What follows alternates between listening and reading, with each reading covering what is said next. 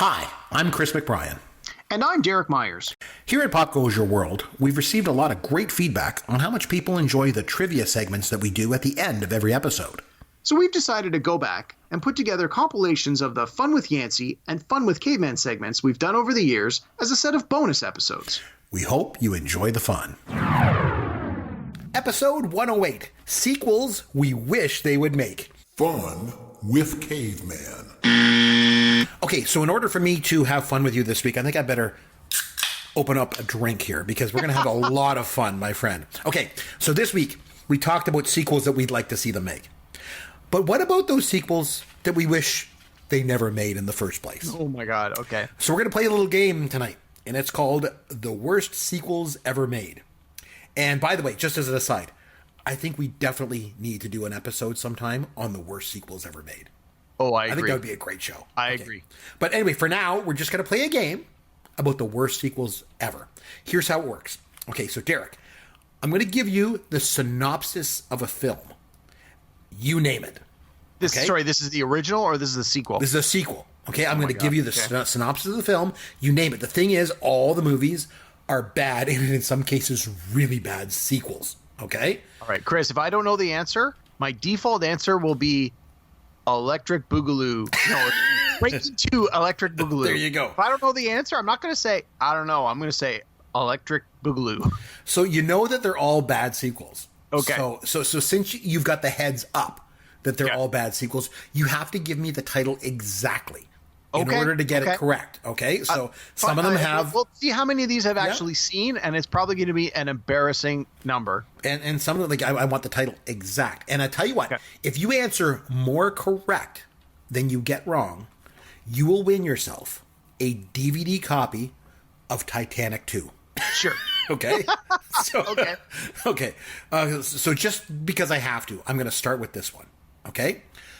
2 Jedi escape a hostile blockade to find allies and come across a young boy who may bring balance to the Force. That would be Star Wars Episode 1, The Phantom Menace. That is correct. Yes, it is. It is one. Chris, that's not a sequel. That's a prequel. But it was made after the original, so I decided to include it. Okay? All right. Funny you mentioned that, because I have Return of the Jedi on my screen literally as we've been recording this, so I'm all Star Wars right now. Oh, so like you've got the TV on and they're playing Star Wars? It was Empire Strikes Back, and then it switched over to Return of the Jedi while we were recording. It's a Star Wars marathon for Canada Day weekend. All Star Wars all the time. So as soon as we get off the air and recording, you got to tell me what channel it's on so I can put it on and watch it myself. Done. Okay, no so problem. you got one right. Okay. Yeah, one right. Next one. Mr. Miyagi is back, and he takes a new pupil under his wing, a troubled adolescent girl. Name the movie. Oh, that was okay. So one of the podcasts I listened to is one of the Kevin Smith podcasts, and they were just talking about Cobra Kai season 2, and they talked about the sequels to the original Karate Kid, and it was this is the one with Hilary Swank. It was Karate. I want to say I never saw it. I think it was Karate Kid 3, the next Karate Kid. I'll give it to you because it's not Karate Kid 3. It's just the next Karate Kid. All right. So I'll give it to you. Okay. Todd Howard is a struggling teenager. Nothing seems to be going very well for him. Oh, I know this. Until he turns into a wolf. Name the sequel. It was Teen Wolf 2, but it was TOO. Yes, or as Jason Bateman. Yes, or as I like to call it, Teen Wolf also. So good for you. All right. Yep. Chief Brody's widow believes that her family is deliberately being targeted by another shark in search of revenge. Well, it's definitely a Jaws movie. I'm going to think this is the stupid fourth part. So it was called Jaws 4. I think it was Jaws 4 The Revenge, wasn't it? Yeah, I'll give it to you. It's Jaws The Revenge. Nice. Okay, Elwood must reunite the old band with a few new members and go on another mission from God. Blues Brothers 2000 with John Goodman. Yes, it is. Oh, God. Never saw it. So, we talk about stupid sequels. They call it Blues Brothers 2000. It didn't even come out in 2000. Came out in 98. God, so bad on so many Now, I levels. remember they shot God, I hate that part of this or even all of this in the Toronto area, Yeah, and they a did. bunch of my friends were extras in many of the scenes. So I remember when it came out on video, everyone's like, oh, I'm in the scene, or I'm in the scene. I'm like, I don't care. This movie looks stupid. I'm not watching Yeah, it. I'm like, sorry for your luck being involved. I was with still that working at crap. Blockbuster Video when it came out, and it was a bunch of the people that were employees at Blockbuster were like, I was totally in this movie as an extra in this scene. You can totally see me. I'm like, don't care. Let's watch something good. Okay. An English student at a 1960s American high school has to prove himself to the leader of a girls' gang whose members can only date greasers. Wow. Well, given the language you've used, I've got to think it's the sequel to Grease, which I think was just called Grease 2. That is correct. It was Grease 2 from 1982. Okay, when a crass new money tycoon's membership application is turned down at a snooty country club, he retaliates by buying the club and turning it into a tacky amusement park. Name the crappy sequel. Wow. That doesn't sound familiar at all. It was Breaking 2 Electric Boogaloo. No, I'm sorry. It was Caddyshack 2. Caddyshack They made 2. a sequel to Caddyshack? Yes, they did. It came out in 1988, and it was one of the worst sequels ever made. How many people from the original movie were in it? Chevy Chase, and that was it. Okay, The Man of Steel crusades for nuclear disarmament and meets Lex Luthor's latest creation, Nuclear Man. And remember, I need the full title. Yeah, it was called Superman. I'm ashamed I know this. And I've honestly only ever seen it once, even though I own the DVD. It was called, I can't even say it without laughing. It's so bad. Superman 4, The Quest for Peace. No wonder you're laughing. It was awful. You are correct. Good for you. Okay, a computer hacker breaks into the computer system of the Seaborn Legend cruise liner and sets it speeding on a collision course into a gigantic oil tanker. Name the crappy sequel. Did this sequel happen to star Jason Patrick and Sandra Bullock? No hints. Well, I think it did, and I think it was called Speed 2 Cruise Control. It was, and it came out in 1997. Correct. A year that I was still working at Blockbuster Video, which is why I know and have seen that crappy-ass movie. You're doing very good. You're 8-1, which you are definitely on pace to getting the Titanic. When you work at the DVD. video store, you see a lot of crappy movies or know about a lot of crappy movies. When you get 10 free rentals a week, You watch and a lot of your crap. roommates also get 10 free rentals a week, you watch a lot of crap. So if it came out between 95 and 2000, there's a good chance I've seen it, and there's an even better chance I've seen it more than once. All right, next one. Larry and Richard use a voodoo revived corpse to track down hidden money to clear their names. Name the crappy sequel. This was a sequel I never saw because the trailer just looked so bad. But this was Weekend at Bernie's 2, and I think it had a subtitle, but I don't remember what it was called. It did not have a subtitle, which is Weekend Oh, at Bernie's perfect. 2. Good for you. Okay, kids all over America want silver shamrock masks for Halloween. Dr. Daniel Chalice seeks to uncover a plot by Silver Shamrock owner Connell Cochran. Name the crappy sequel. Oh, I totally know this. It's called Breaking 2 Electric Boogaloo. No, I'm sorry. It's called Halloween 3 Season of the Witch. Came out in I have never 1982. seen any of the Halloween movies. I'm not a fan of the horror genre, and I have never had any desire to see any of these movies. The first Halloween movie is fantastic. The second one, the third one, they veer off. It's not even about Michael Myers. It's about something. It's about these masks. These kids. It's like 3 more days till Halloween. Halloween. It's a stupid movie. Okay, next one. A teenage girl, once possessed by a demon, finds that it still lurks within her.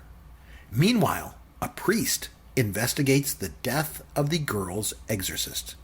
Name the movie. It does not sound familiar, but I think it's, from what you've said, it's probably a sequel to The Exorcist. But since I don't know that for sure, I'm going to go with Breaking 2 Electric Boogaloo. You would be incorrect. It's Exorcist 2, The Heretic. Sorry. Never heard of it. It came out in 1977. Did it have anyone from the original movie? Yeah, Linda Blair was in it. That was it. Okay. 2 children are stranded on a beautiful island in the South Pacific. With no adults to guide them, the 2 make a simple life together and eventually become suntan teenagers in love. Name the crappy sequel.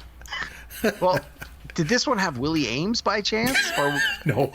I think it was the sequel to The Blue Lagoon, and I think it was something about paradise. No, the close. I'm gonna go. Because that was the movie with Phoebe Cates and Willie Ames. It was like a ripoff of it. No, this one was Return to the Blue Lagoon in 1991. It had that girl from the I don't know. They're like those. What's it called? Break Into Electric Boogaloo? Something like that. I know she did a whole bunch of other movies. I don't know what they are. There's some science fiction movies. Sure, now or I'll take something. the word for It's it. crappy. Sounds crappy. Okay, this is one of my favorite ones. Okay, my favorite one of all. This is the last one. You're gonna win. You're gonna win the DVD of Titanic 2 because you're 9 and 4. Okay, it's 5 years later, and Tony Manero's Saturday Night Fever is still burning. Now he's strutting toward his biggest challenge yet. Succeeding as a dancer on the Broadway stage. Name the worst sequel of all time, please. Was this directed by Sylvester Stallone, perhaps? It would be Staying Alive. It was, yes, congratulations. Yes, it was. In 1983, they came out with... It was so bad. Oh, it was I like didn't the care for worst. Saturday Night Live. It's, again, not a genre that I really care for, but I remember seeing Saturday Night Fever, rather. Sorry, Saturday Night Fever, and thinking, it was okay. And then seeing Staying Alive and going, wow, this was so bad. I thought Saturday Night Fever was actually quite good. I thought it really captured... If you want to look at a movie that captures the time in which it's made, that one did it. I thought it was quite good. And it was kind of gritty. And he came from this poor family, and he knew what he wanted to do. And then, all the things that happened to him and the way he treated women and stuff. I thought it was very gritty and realistic.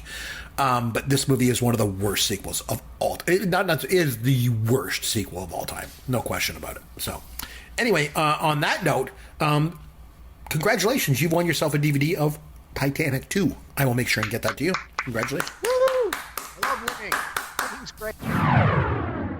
Episode 109, the A-Team Movie Review. Fun with Caveman. Okay, so since this week's movie is based on a TV series, I'm going to stick with the obvious theme for this week's segment, okay? So it's trivia-based, should be easy. Here's how it's going to work. I'm going to give you the synopsis of a movie, and you just name the movie. Are these movies all based on a TV show? The common thread here is that all of these movies are based on TV shows. Okay. Make it easy. So you're going to be able to have some sort of framework to put it in. So I give you the synopsis. You just name the movie. Keeping in mind, the movie's based on a TV show, okay? All right. My goal here is to get a perfect score. Yeah, and you should do well. I will also say that I'm probably going to be able to, well, embarrassingly or not, admit that I have seen almost every one of the ones on your list. I'm going to start off with some easy ones. I'm going to try and trip you up with a couple. We'll see if I can get there or not. Okay?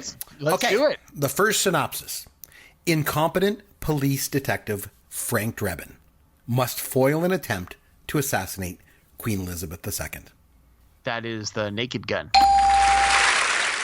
Yes. Can you possibly also give me the full name? From the Files of Police Squad. Very, very good. Oh, yes. Based on the and six... I have seen that one. So I'm one on both sides of that. Have you seen the 6 episodes of the TV show, Police Squad? I have not, but I have seen The Naked Gun. Oh, God. 22 and a half, 2.5, and 33 and a third. I've seen all the Naked Gun movies. You need to watch. It was a TV show that obviously spawned because of Airplane, and it was in 1982, 6 episodes, and it got canceled. But the 6 episodes are 6 of the funniest episodes ever in television history. They were so good. Oh my God, they were so good. Okay, next one.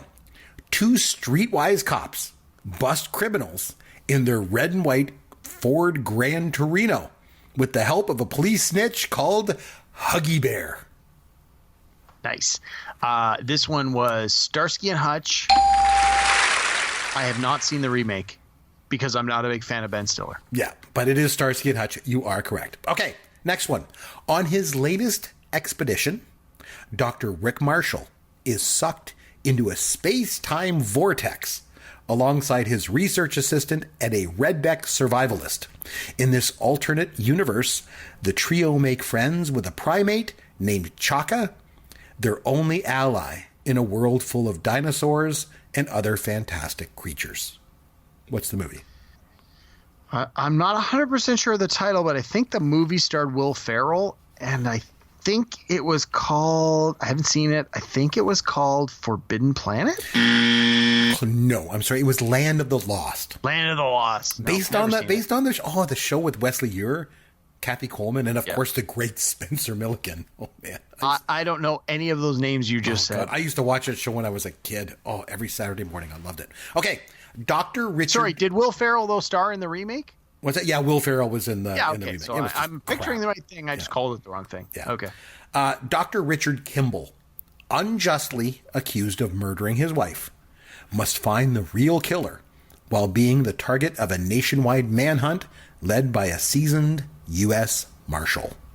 Yeah, I love this movie. It's, oh my God, I'm blanking on here. It's A Fugitive with Harrison Ford. Yes, it is. And it is probably Tommy Lee Jones won an Oscar. Oh, it is probably one of the best movies ever based on a TV show in it the is history. so good. So good. Oh, so good. Yeah.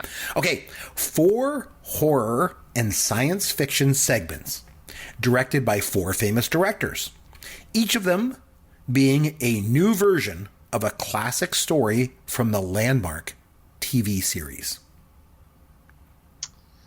Was that? It's kind of a vague description, but I'm going to guess The Twilight Zone. Yes, it's Twilight Zone the movie from 1983. Very good. So now, is that the one where one of the remade episodes is the one where the guy's on the plane and he sees the monster on the wing and it's John Lithgow? It's John Lithgow in the original TV series. In the original, it was William Shatner. Yep. And then so did you ever watch the show Third Rock from the Sun? No, I'm familiar. I never really watched it, but I do remember someone was showing me an episode where John Lithgow and Captain Kirk, what's his name? William Shatner, are they're both in some of the same episodes together. Oh, cool. And at one point they talk about their fear of air travel, and they both say, and the one guy says to him, "It's like, well, I was on a plane one time, and all I could see on the wing was this guy doing this thing." He's like, "Me too." And so sort of this wink, wink, like because they were both in the Twilight Zone. Yeah. Very, very cool. I like John Lithgow. I've never seen Third Rock from the Sun, but I love John Lithgow. He was so good. I liked him in Footloose, and I really, really liked him in The World According to Garp. Okay, here's another one. Thinking he can overshadow an unknown actress in the part, an egocentric actor unknowingly gets a witch cast in an upcoming television remake of a classic sitcom. I think this is another Will Ferrell one. I think it was Bewitched. You are correct. Very good. Okay.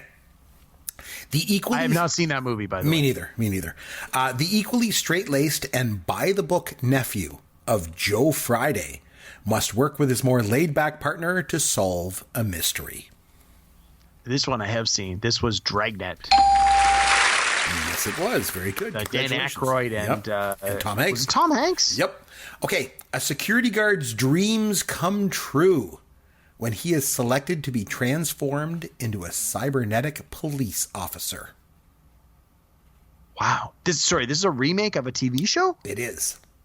I'll give you a hint. Yeah, I'm going to need a hint. It was an animated TV show, but it was a live-action movie. Sorry, can you read me the description again? A security guard's dreams come true when he's selected to be transformed into a cybernetic police officer. Wow. I want to say RoboCop, but I don't think that was based on a cartoon. No, it was Inspector Gadget. Inspector Gadget. Oh, of course, with Matthew Broderick. Yeah, based on that. I've not seen it. Heard it sucked. Did not like the cartoon. Yeah, based on the Canadian cartoon with Don Adams. Okay, a rookie officer is teamed with a hardened pro at the California Highway Patrol. Though the newbie soon learns his partner is really an undercover Fed investigating a heist that may involve some crooked cops. Yeah, so this remake I have seen. It's called Chips. And it was actually really funny. Was it good? It was really good. I really liked it. I didn't even know they made a movie of this. Yeah, it's got Michael Pena and my God, I can't think of the other guy's name, but it was really good. It had a lot of laughs in it. It was way better than it had any right to be. I thought this is going to be the dumbest movie ever. And believe me, it was dumb, but it had some pretty good parts in it. Oh, there you go. Okay. An American agent under false suspicion of disloyalty must discover and expose the real spy without the help of his organization. Wow. We've already said The Fugitive, so it's not that. The original series ran from 66 to 73. Starred Peter Graves and Barbara Bain. Peter Graves. Well, I know Peter Graves in Mission Impossible, so I'm going to say Mission Impossible. Yay! I helped you out. There you go. It was either Mission Impossible or biography, and that didn't sound like biography. Okay, an imprisoned drug kingpin offers a huge cash reward to anyone that can break him out of police custody, and only the LAPD's Special Weapons and Tactics team can prevent it. I have seen this remake. It was called SWAT. Yes! Colin Farrell. There you go. And I like it. This one was good. Again, it was what it was. Action, shoot 'em up, adventure. I liked it. I thought it was pretty good. Okay, Maxwell Smart is recalled to duty to help fight a villain who threatens to detonate a weapon that destroys clothing. That just sounds dumb, but Maxwell Smart was in Get Smart, so I'm going to say Get Smart. No, I'm sorry. I knew you were going to go there because they did make a Get Smart movie with Steve Carell, I believe they did a couple years ago. And Anne Hathaway, wasn't it? Yeah, no, this one was a 1980 movie called The Nude Bomb. Yeah, that sounds stupid. Oh, it was so funny. Oh, God. I invalidate that question because the movie just sounds dumb. This guy, the bad guy, comes up with this bomb that he's going to drop and it's going to make everyone become naked. And so it's Maxwell Smart. Vittorio Gassman is in it with these thimbles on his fingers and this stocking over his head. He plays the bad guy. Oh, my God. It's so funny. Oh, okay. I had to get that one in there. And one last one. Oh, I think you could probably get this one. A week in the life of Chuck Barris, who lives through a series of outrageous competitors, stressful situations, a nervous breakdown, and other comical characters involved in his life and work on the TV show of the same name. Name the movie. So I know there was a movie about Chuck Barris called Confessions of a Dangerous Mind with Oscar Award winners Sam Rockwell and George Clooney. Mm-hmm. But I don't think that's the answer you're looking for, is it? It's not, no. Then he was on The Gong Show, so I'm going to say The Gong Show. I can't quite give it to you. It's The Gong Show movie, and it came out in 1980. Come on, I get half points for that. Maybe I'll give you half points for it, I guess. Okay. That's good enough. But yeah, it's an old one, but yeah, that came out, and it was like, it's just a stupid movie. And he was like in the desert and stuff. Oh, it was so dumb. But anyway, so you did pretty good. So overall, you only got a couple wrong, so not bad. So last week you won a DVD of Titanic too. I got nothing for you this week. Maybe I'll send you a T-shirt from the podcast or something like that. Episode 110, Meatballs movie review. Fun with Caveman. Okay, my friend, it is over to you. What do you got for me this week? All right, so you made me watch this terrible movie, Meatballs. Terrible? Come on. Okay, I won't say terrible. This movie called Meatballs that I didn't care for. All right. And then all the time I'm watching it, I just keep thinking I could really go for a plate of spaghetti and meatballs. Okay. So when I was putting together the trivia, I looked for other movies that have food in the title. Okay. So I'm going to ask you 10 questions. All I'm right. going to give you a brief synopsis of the film. In some cases, I'll give you hints like who was in it, and every time I'll tell you what year it came out. And you got to give me the name of the movie. And the common theme is that every title has food in the title. Okay. All right. We got 10. All right. Some are newer, some are older, some are really older. I'm thinking you're probably going to do pretty good on most of these. I'm going to say my guess is you're going to get 6 or 7 out of 10. All right. I think I'm going to stump you on a couple of the newer ones, but I think you should do pretty good on most. All right. All right. You ready? Sure. In no particular order. In this 1975 Disney classic, 3 orphan children strike gold in 1878 California, but it's the 2 bumbling outlaws played by Tim Conway and Don Knotts in their first film pairing who steal the show. The Apple Dumpling Gang. Yes, that's correct. Woo! All right. All right. In this 1988 comedy horror sequel, Okay. Professor Gangrene, played by John Astin, has developed a way to make this food look human for a second invasion. Fortunately, George Clooney and his 80s hair saved the day. Oh, God, I have no idea. It was called Return of the Killer Tomatoes. Oh, yes. Oh, I didn't know George Clooney was in that. Wow. Yep. And he had big 80s hair. All right. Just like when he was in the Facts of Life. Oh, even bigger. Yeah. All right. Number 3. Okay. After living a life marked by coldness, an aging professor is forced to confront the emptiness of his existence in this 1957 film written and directed by Ingmar Bergman. Oh, Bergman. How well do you know your foreign films? I know Bergman pretty well. Often called Bergman's best film. Although I would disagree. I would say it's Seventh Seal, but yeah, I think The Seventh Seal is his best. I don't know. Wild Strawberries. Oh, Wild Strawberries. Okay, yes. Come on, gotta have food in it, right? Yep. All right. All right. You're gonna even if you don't know the answer to this, you're gonna love the question. Okay.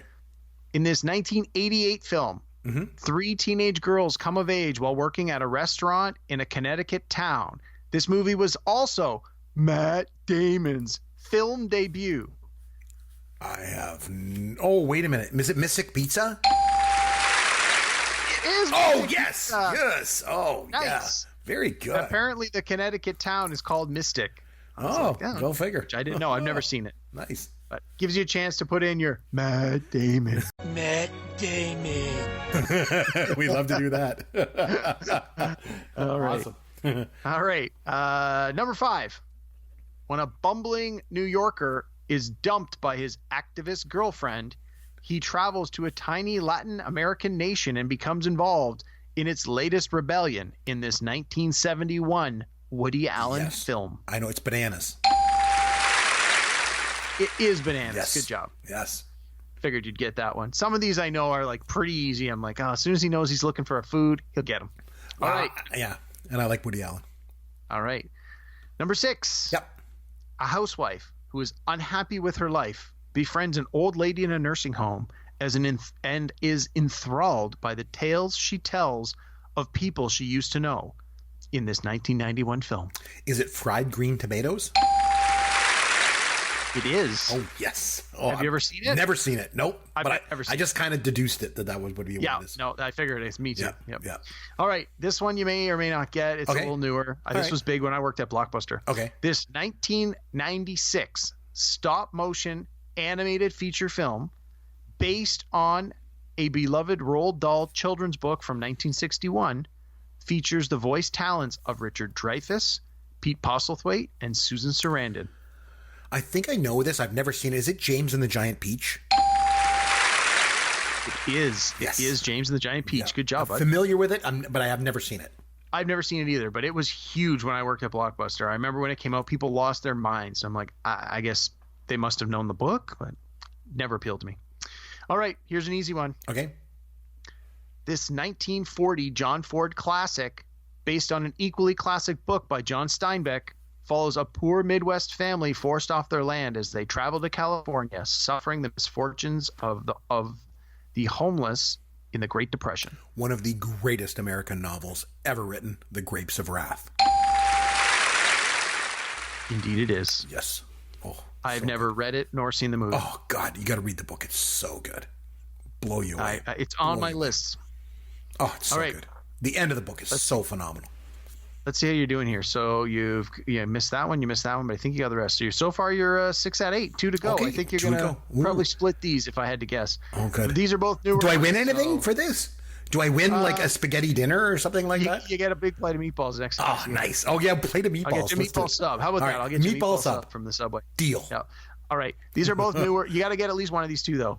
These are both a much newer film, so I don't like your chances, but you never know. Yeah. All right. In this 2008 film, a process server played by Seth Rogen and his marijuana dealer played by James Franco wind up on the run from hitmen and a corrupt police officer after he witnesses his dealer's boss, played by Gary Cole, murder a competitor while trying to serve papers on him. I've never seen this, but I think it's the Pineapple Express. It is Pineapple Yes. Express. I just remember them being in this stoner movie together.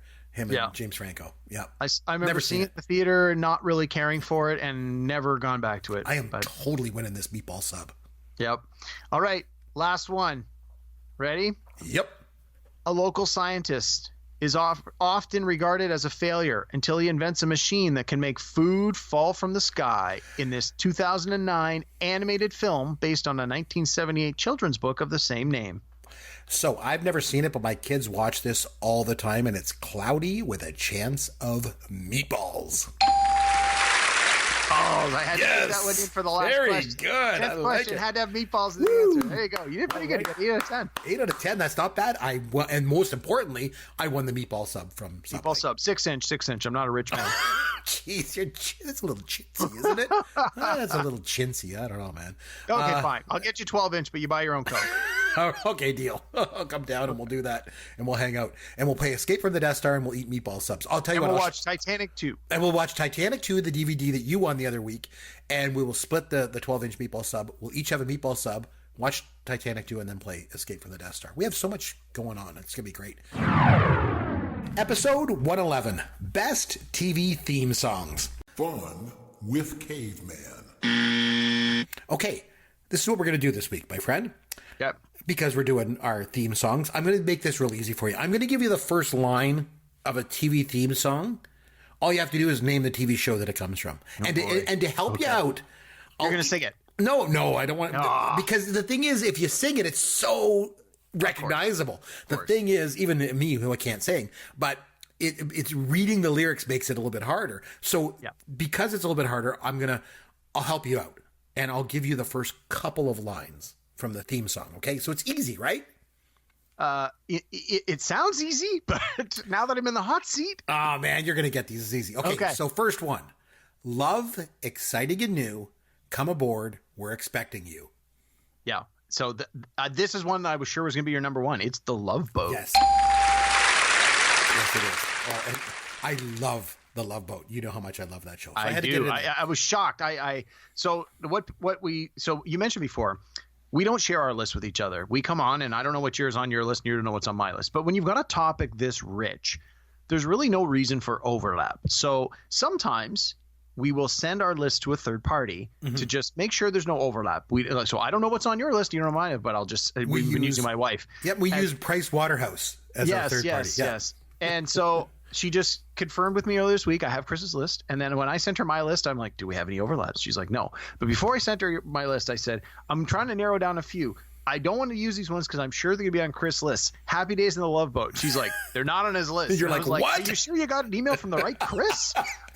Chris McBrien, I know there's a lot right? going on right now, but yeah. So I was pretty shocked that those didn't make your list. I know. So. Okay. Anyway, next question. So you got 1 for 1. Okay. Next one. Another easy one. You ready? Sure. Whatever happened to predictability? The Milkman, the Paperboy, evening TV. I have no idea, but I'm sure if I heard it sung, it would make more sense. Man, I can't believe you didn't get. Oh, it's Full House. Yeah. Full House. No, you don't know? Okay. Never watched it. That's from the 90s. Okay. I mean, I know of it. I just never watched it. Show me that smile again. Don't waste another minute on your crying. Oh, I'm hearing the lyrics, but I can't think of the song. It's that's Growing Pains. Yay! You got it. Very good. I feel like, All right. got it. So here's an easy one. I just want to give you a couple. This is a softball lob. Okay? Come and knock on our door. We've been waiting for you. Yeah, that's Three's Company. That's another one. When I see it in the lineup, I'm like, 2 minutes till Three's Company's on. I flip it over. I watch the opening credits. I'm like, this is one with Don Knotts. And then the credits end, and I'm like, okay, I don't need to see any more of this. We'll come back same time tomorrow to hear the song again. All right, here's one. Early to bed, early to rise. In between, I cooked and cleaned and went out of my head. Wow. That does not sound familiar at all. I have no idea. Going through life with blinders on, it's tough to see. No? No. There's a new girl in town, and she's looking good. No, Alice. Alice is the show. Oh, okay. I thought you would get that one. I watched the show a little bit. Yeah. It was a little before my time. I remember watching it as a young kid and not really getting a lot of it, but All right. Lady Godiva was a freedom rider. She didn't care if the whole world watched. wow. That doesn't sound familiar at all. No idea. It's Maud. And then there's Maud. Never No? watched it. Okay. And just wanted. Yeah. All right. Here's one. New boy in the neighborhood lives downstairs and it's understood. Oh, yes. This one is Charles in Charge. Yeah! You know how I know that? How do you know that? We may have had this conversation previously on our old pod. So, my first year at school, Okay. there was 4 of us. So it would live in the dorm, and every 2 rooms shared a bathroom. So you had 4 guys that shared the 2 rooms in the bathroom. Okay. And the guy who was the next door neighbor to me, who shared my bathroom, he and I are we were really good friends. Well, we became really good friends. This was his favorite show, Charles in Charge. And I he used loved to it too. sing that theme song all the time. All the time. And he thought the Charles in Charge was the greatest show ever. He also loved the People's Court. Jeez. It was on every night at like 11:30. And so if he wasn't out at the bar, 11:30, he had his alarm set. So we'd come in the room and we'd watch the People's Court, or he'd watch it. I couldn't care less. Nice. And then speaking of TV theme songs, when we were studying for our final exams at the end of the school year, he was going through my roommate, our mutual friend Rob, had this huge collection of cassette tapes. He didn't have CDs. He had cassette tapes. Of course. Like hundreds of them. And so all year we were going through and listening to different cassettes, and he would tell us about different, here, have you heard of this band? You heard of that? You like that band? Try this band. He was such a huge resource for music. At the end of the school year, we found one of the cassettes he had was TV theme songs from the 70s. Man, that'd be so And so good. while we were studying for our final exams, my roommate, the other guy, the Charles in Charge guy, he would play this 70s theme song at full blast in the next room. And so we'd all be studying, we'd hear this, and they're short, right? Only like a minute or less. Yeah. So the cassette was like a 60-minute cassette. So you'd ride through all these songs. And so, of course, we thought it was hilarious. And then we talked to him after he wrote one of his exams. And he goes, I'm sitting there in the exam room, and it's all quiet. And all of a sudden, I find myself singing the Wonder Woman theme song under my breath. He's like, get us up from under, Wonder Woman. And he's like, all the people start looking at me from around. And he goes, I don't even realize I'm singing it out loud. He goes, I've been singing it in my mind for 2 hours. So that always stuck with me, that this TV theme songs, they're so catchy. You can't get them out of your mind. I remember when my wife and I first got together, we bought a house. We moved into the house and I put on TV and Charles in Charge was on, and I was just so excited. I'm like, oh my God. It was like TV Land. Remember that station, TV Land, that they used to have? And the Charles in Charge was on, and I just started freaking out. Oh my God, Charles in Charge. I'm so excited. Oh my God, I can't feel my face. And she's like, who did I just marry? Like you're crazy. But I love Charles in Charge. It was great. Nice. Okay, next one. It's a rare condition this day and age to read any good news on the newspaper page. Wow. It's from the 90s. I'll give you that. Wow. Who? Well, I got to think it's a show about news, like newspapers, but that doesn't even help me. I have no idea. That doesn't sound familiar at all. Pass. It's Family Matters. Family Sure Matters. It does. Rare condition. Oh, that's a show with Urkel, right? This day Family and Matters? age. Yep. Never watched it. Okay. Never watched it. I bet we've been together for 1,000,000 years. Yeah, and that I one bet we'll be together for 1,000,000 more. Yep, that's Family Ties. Very good. Yes. Okay, here's another easy one. Thank you for being a friend. Travel down the road and back again. Yeah, that one's the Golden Girls. Very good. See, I didn't get Maude, but I got the Golden Yeah, you Girls. got the Golden Girls. So we've definitely got our B. Arthur contingent tonight. So it's all good. Okay, sometimes the world looks perfect. Nothing to rearrange.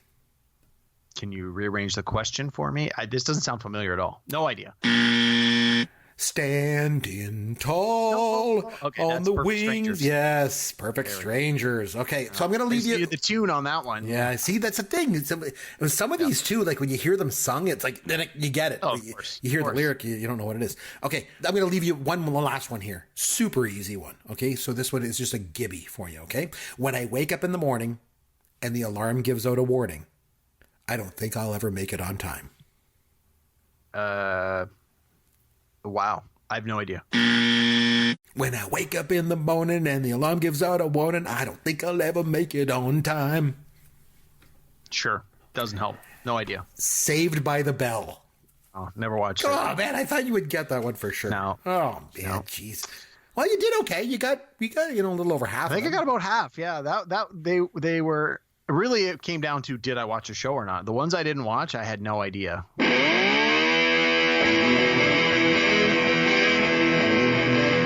Thanks for listening to Pop Goes Your World. You can contact Chris and Derek at popgoesyourworld.com. Please take a minute and review the podcast on iTunes or wherever you download and listen to the show.